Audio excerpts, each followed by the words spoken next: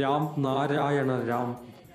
ഇവിടെ വിവിധ ഗ്രന്ഥങ്ങളിൽ നിരവധി തരത്തിലുള്ള കാര്യങ്ങൾ വിവിധ ദർശനങ്ങൾക്ക് സംബന്ധിച്ചുള്ളവ എഴുതിയിരിക്കുന്നു. അവയുടെ ഫലങ്ങളെക്കുറിച്ചും എഴുതിയിരിക്കുന്നു. അവ പാലിക്കുമ്പോഴും എവിടെയും മറുപടി കിട്ടാത്തപ്പോൾ മനുഷ്യർ നിരാശനായി പോകുന്നു. ഇത്രയും അധികം വ്യാഖ്യാനങ്ങൾ, വിശേഷങ്ങൾ ഉണ്ട്. അവ വായിച്ചു പോലും ഞങ്ങൾ ഒരുവിധം പോലും മനസ്സിലാക്കാനാകുന്നില്ല. പ്രാണപണത്തോടെ ശ്രമിച്ചും ചിലപ്പോൾ എന്തെങ്കിലും മനസ്സിലായിട്ടില്ലെങ്കിൽ നിരാശ പടരുന്നു.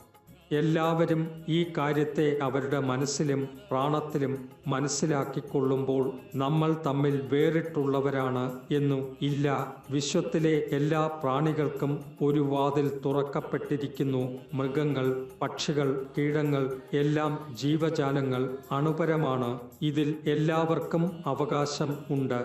ഈ വാതിൽ എല്ലാവർക്കും തുറക്കപ്പെട്ടിരിക്കും.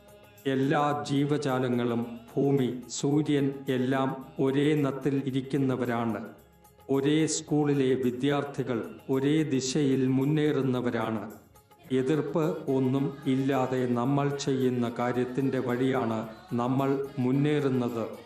നമ്മുടെ പാപങ്ങൾ, മായ, മോഹം, ക്രോധം, ഇഷ്ടങ്ങൾ എന്നിവയും ഇതിൽ എതിരായ നിലപാട് എടുത്തില്ല. വേദങ്ങൾ, ഉപനിഷത്തുകൾ ഈ വാതിൽക്ക് പോകാനുള്ള ഉപദേശങ്ങൾ നൽകുന്നു. എല്ലാം വായിച്ചും ഓർമ്മിച്ച് വാങ്ങിയാലും യഥാർത്ഥ വാതിൽ അടച്ചിരിക്കുന്നു. വാതിൽ തുറന്നിരിക്കുന്നോ എന്നത് മനസ്സിലായില്ല.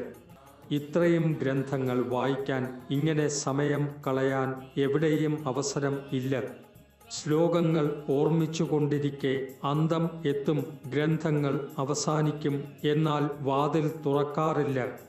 എങ്ങനെ മനസ്സിലാക്കാം വാതിൽ തുറന്നിരിക്കുകയോ എന്നത്? സൃഷ്ടിയുടെ സുഖം ഇങ്ങനെയാണെങ്കിൽ നമ്മൾ എളുപ്പത്തിൽ മനസ്സിലാക്കണം വാതിൽ തുറന്നിരിക്കുന്നു എന്ന്.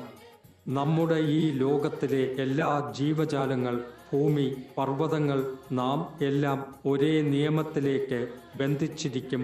ഒരു ദിശയിൽ പേടിച്ചുകൊണ്ടിരിക്കും. ധർമ്മമേഖലയിൽ ഒരേ ആസനത്തിൽ ഇരിക്കുന്നവരാണ്. സൂര്യൻ വന്നതുപോലെ ഈ ഗ്രഹങ്ങളും വന്നതുപോലെ ഞങ്ങളും വന്നവരാണ്.